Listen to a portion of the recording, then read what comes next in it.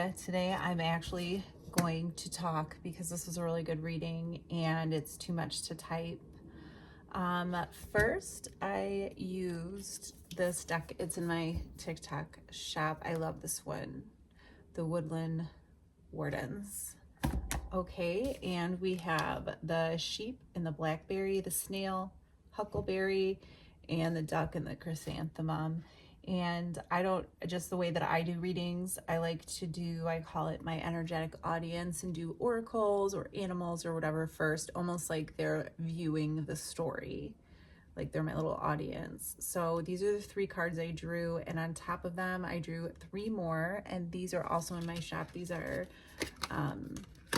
cosmic contracts or something, soul contracts.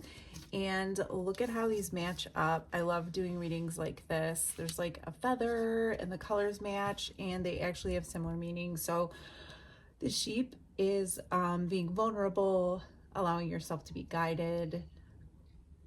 The blackberry is protection, prosperity. So it is allowing yourself to be guided to something prosperous and being vulnerable. And also it could be flipped around where perhaps like you have somebody that you need to guide, and it kind of matches with this cosmic rhythm, which is sort of just like the rhythm of the life, like going with the flow. Feel the cosmic rhythm, it resonates harmoniously with the flow of life. And I love this because I feel like these kind of match. Like that looks like the sheep's hair and this looks like the snail for sure. And the snail, this is the 3rd time this week that this has come out for me. And I always think of snail's pace, even though I don't know that it has anything to do with it. Not in this context anyway. The snail and the huckleberry, they do, like 2 posts ago, I put the story about the lion and the elephant and the mouse, and that was about something, you know, taking something small, don't take it for granted, because it can be quite powerful. And this is similar. The snail, it's slow, it's small, but it carries its home inside of it. And the snail shell represents the cycle of life.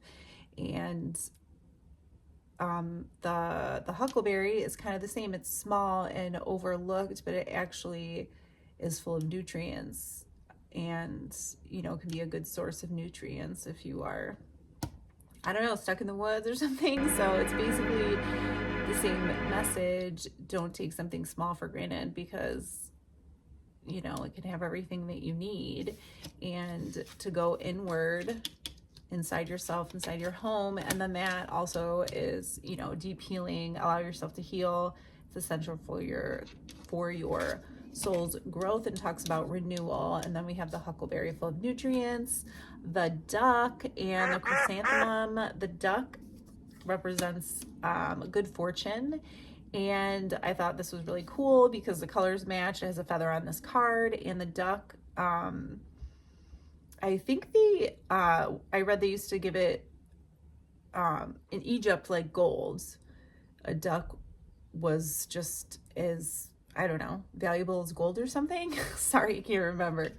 But I thought that was really cool because we have a gold feather on here, and this is inner balance. And this card is also about inner balance and good fortune, getting all your ducks in a row,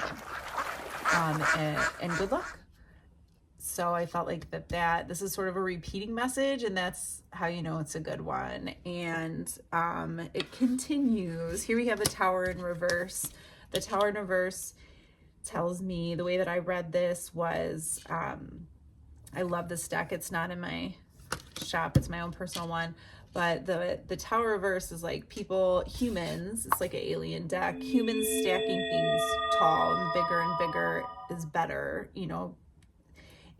But what happens when you have something that's too tall is it collapses. So I feel like this is like avoiding collapse. Like you have too many responsibilities stacked on top of each other, and maybe too many ideas, just too much. And the Tower in reverse is like you're trying to avoid a collapse, maybe burnout, maybe just something that's been bothering you, or you have just too many things stacked up. And I feel like that's true because we also had the 7 of Cups, the 5 of Wands, the 4 of Pentacles reverse. And I love this because I feel like you're avoiding a tower. You're trying to keep your shit together, basically. And the Seven of Cups and the Five of Wands, the Four of Pentacles coming out like this, I feel like this is definitely like other people, like in this card, they're like on a little, you know, mission in space, and they are all trying to do the same thing, but they're all arguing. So it's just like a lot of noise, and then everything blows up in their face.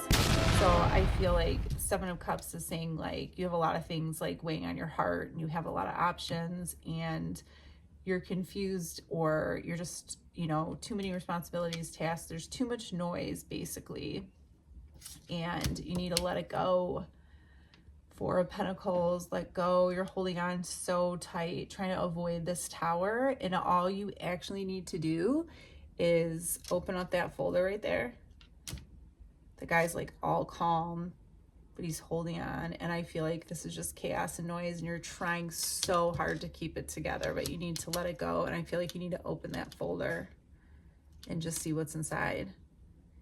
You know, maybe it's all of your options. Maybe you need to put your options inside that folder and shut it and close it. Close out the noise and let go and trust.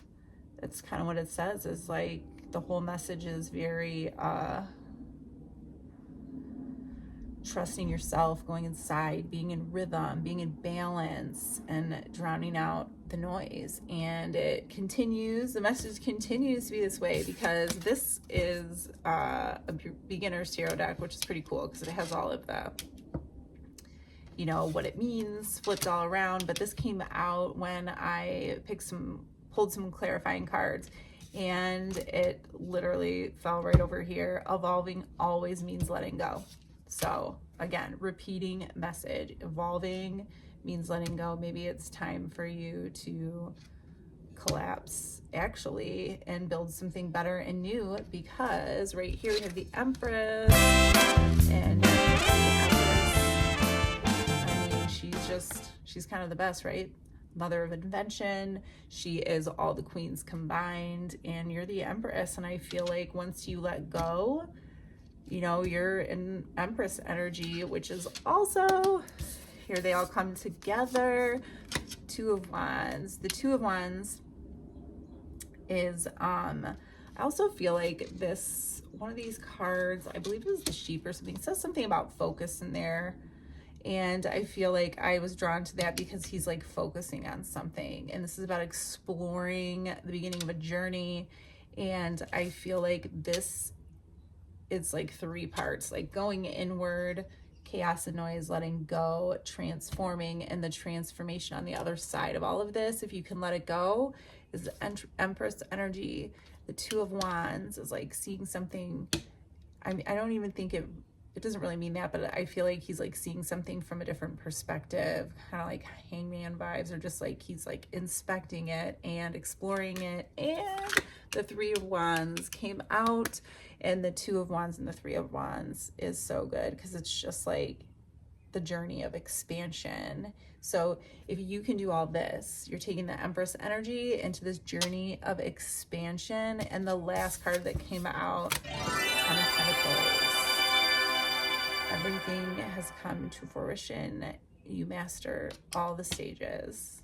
So I feel like this is an awesome reading, and I feel like that's sort of the energy a lot of people are going through right now is, yeah, I mean, this whole week, the full moon, everything, it's just about like letting shit go, stepping into a new energy, going inward, stop having the external world validate things for you, because you can do it.